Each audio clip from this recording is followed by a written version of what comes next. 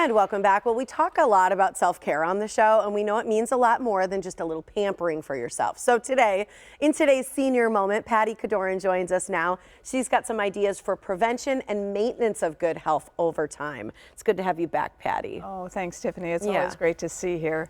And today we're going to talk about physical health. There's actually 5 different aspects of health. There's physical health, mental health, emotional health, spiritual health, and social health. But today we're going to focus on physical health. And we're going to talk about 6 different strategies that can help you be healthier. And in those strategies, we're going to talk about some very easy tactics that you can implement immediately and just be healthier in that way. And just pick one. We're going to pick one for 6 of them, and it's just going to be an easy step to be healthier. See, I like this. And what I like about it is, as we go through these, you'll hear they're pretty obvious. Yeah. It's like the first one here is make healthy food and drink choices. People will be like, well, duh, but we don't do it. Right. And there's so many different ways to do it. And something that you may not have thought about is avoid processed foods. Yes. I have to stop eating food out of a box. That's my goal.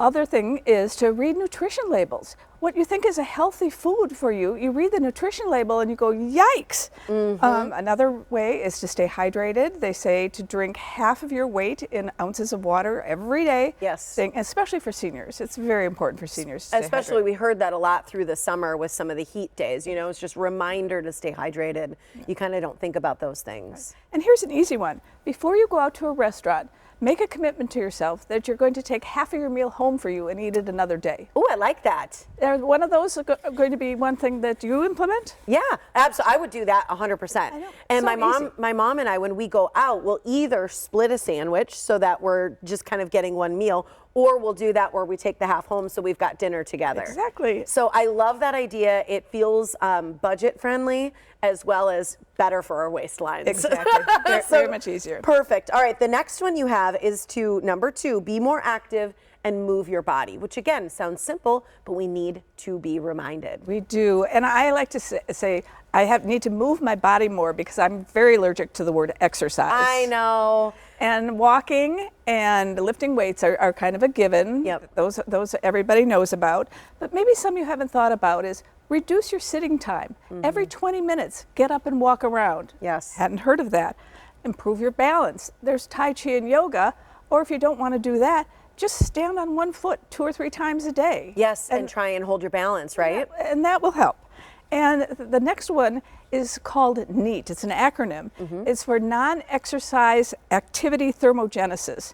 And what that means is we can burn up to 2,000 calories a day just doing daily activities. So vacuum with gusto. I like that. I just heard about, I've just recently started reading about rebounding, like a little trampoline. Right. I've heard about it I too. know, and I think I'm going to get into it. So we'll have to talk about that another time. Okay. The next one you say, again, a given, but we just don't give it to ourselves, is getting enough good sleep. Right. And there's a lot of different tactics you can do. One is set a caffeine cutoff time. Mine is 3 o'clock. Oh, that's good. I'm like 1 o'clock. Are you 1 o'clock? Yeah. Well, it affects me. Yes. And the other thing is stop eating 3 hours before bed. I did not know that. I don't do it, even if I know it. Some givens are sleep in a cool room. They recommend 65 degrees, limit screen time before bed. And one thing you may not have thought of to get sleep is to set aside a time during the day to worry. So if you take a piece of paper, make a list of things that you need to do tomorrow, things that you need to get done, get it out of your brain and on paper. That's a great idea. And then at 3 o'clock in the morning when you wake up, you don't have to, oh, did I remember that, did I not? It's all on paper waiting for you for the next day. So do they say like how long is okay to sit down and worry or make that worry list? Because I love the permission to allow yourself to do that. Because sometimes we try and shove that down and it builds up. Well, for stress, they say use the 5 by 5 rule. If it doesn't matter in 5 years, don't spend more than 5 minutes worrying about it. I love this. This is good. Okay, 5 by 5. 5 by 5. I will remember that. The last one here is keeping your brain active. Oh, no, I don't want to skip ahead. Sorry. Get regular medical checkups. Right. And this helps give you an idea of what to prevent and what's going on in your future. Mammograms, colonoscopies, hearing tests, bone density tests.